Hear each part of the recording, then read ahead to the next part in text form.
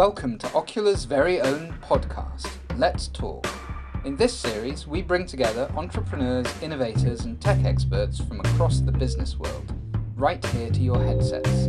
Join us as we struggle to keep our pets quiet, while we talk about everything from investing to pet food. And we've got Pawan Bal as our guest today on our podcast. Pawan, thank you for being here. I'll do a quick intro about Pawan and then hand it over for anything else that I've been sort of missing. I've known Pawan for a while. He's a media personality. He's at the intersection of brands, technology, artists, and he's one of his superpowers is to build communities and get them more engaged. He was one of the founding members for open source fashion and was founding partner for Bellwether Culture, which is again a real connector in this space based in New York. And he's also been, he's a co-founder of Multimedia Networks, which runs and manages many podcasts. So one of the first ones was in retail technology called Fashion is Your Business, and also ran an incubator or an event where with Microsoft and Google to create and build prototypes for fashion technology. Pawan, do you want to maybe take that lead and correct anything that I've said or not said? Well, first of all, thanks for having me on the show, Abhishek. Abhi. So it's wild, man. We've met, as you mentioned, years ago now, and I recently had you on my podcast, Fashion is Your Business, or one of my podcasts. So it's fun to have the tables turned on me or the microphone turned on me. But in addition to that, no, I think that a lot of my work over the last 10, 15 years, or let's say since 2009, has been building community and I guess consulting within the fashion technology space. So as you mentioned, open source fashion is one of them. And then I launched a program called the Global Fashion Battle, which was in partnership with Google and Microsoft for Startups, where we helped technologists kind of build retail solutions over a weekend period. And it was a whole global thing that happened in 8 concurrent cities. So I think that's what started me down this journey, is just this interest in collectively bringing people together, and I'm, I guess, still on that never-ending journey of community building. So, yeah, I think from what I know of you, you've become this sort of a super connector between these brands, artists, technology, working on various different things. Also, working with a number of startups. I think you mentioned that you were almost in some shape or form assisting almost 200 startups in various different places, not just startups and businesses as well. So between all of this, what have you sort of been enjoying the most from all these different things that you've been doing? Look, I truly look. Every I think strong community will go into just being value driven. So I mean, for me, it's more of how can we build a platform that can help everybody elevate themselves. And I think that I originally went down this journey because I wanted to start a fashion line, a product brand myself, and this is in 2008. And at the time, 2008, 2009, Twitter became like the big game changer in terms of how brands communicate. So as opposed to telling them what to think or their consumers what to think, they started having a dialogue, and that really shifted things. And it also allowed young folks that were interested in leaving more traditional careers to start something more creative, a lens to compete for attention. And I started bringing people together out of my own I guess curiosity to learn, and then also to know other folks. And that's what open source fashion essentially was. And it started off as a meetup group and then a consultancy. But the original ethos of that is it wasn't a technology or it wasn't intended to be a technology community. The idea of open source fashion was taking the ideology of open source and how technologists build on top of each other's code, or they share in their work for the betterment of the entire community. And in 2008, 2009, open source wasn't a term that many people were familiar with outside of tech circles. So it naturally brought a lot of curiosity from technologists to see how they can lend their expertise to fashion. And I decided to kind of go with the flow with that. But I guess the long-winded answer to it is that as long as you just provide, I mean, for me, it's providing a nucleus or a meeting point where people can have conversations. And like-minded people, I think, always find a way to work together.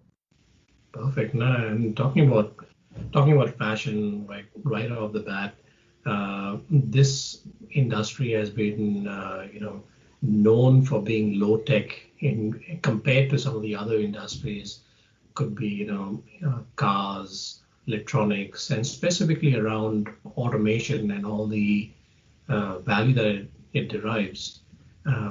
What are some of in your recent sort of interactions, what are some of the trends in innovation and sort of game-changing things that you're seeing across the board?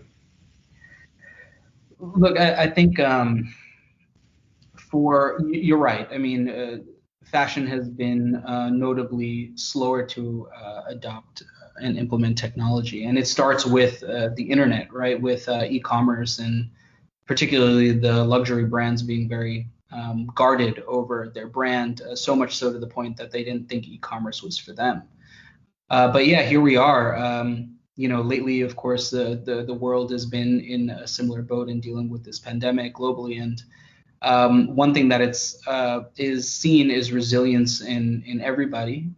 But in terms of the business atmosphere, when it comes to retail, the resilience comes in the form of having to adapt and change. So the folks that, let's say, were already invested in digital, and they were already implementing kind of more cutting edge technologies and ways to communicate and deliver value to their customer online, have really seen a real sprint over the last 9 months, and they were able to mitigate and sometimes even accelerate in this environment. But the folks that have been traditionally slower, we hear it. I think everyone that's probably listening to this right now has heard it a billion times that, we've accelerated kind of like the Darwinism of retail. I think that, overall, the folks that have been hesitant to adapt are really going through a painful time.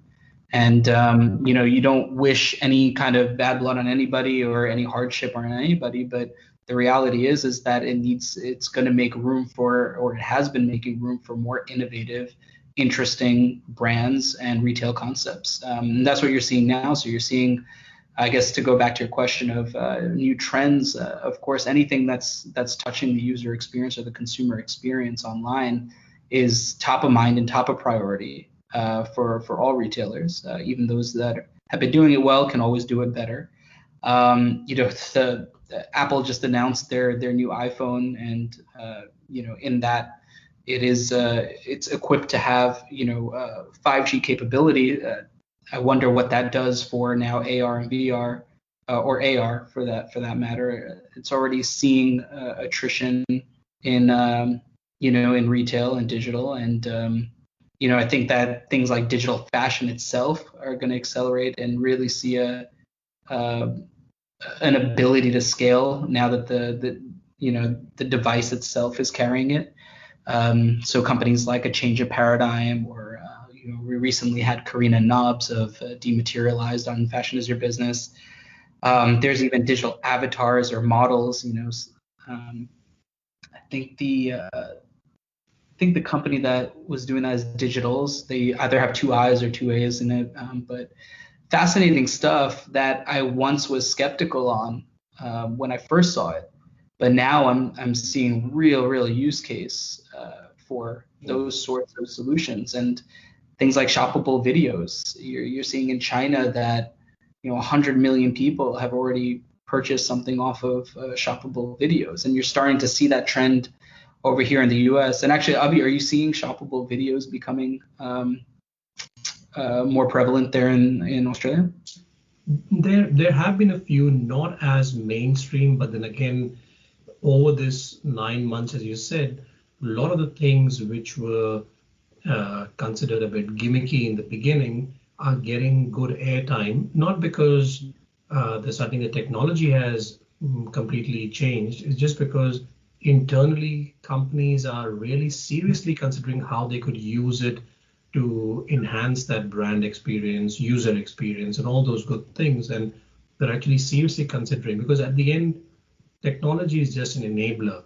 The teams around it who are actually executing that have to spend the time in making sure it fits the problem that they're trying to solve or enhance the value that they're trying to give, and not just a shiny toy which goes on the site. So you're right that shoppable videos, now there was a need because that was one of the, to open up another channel for sale.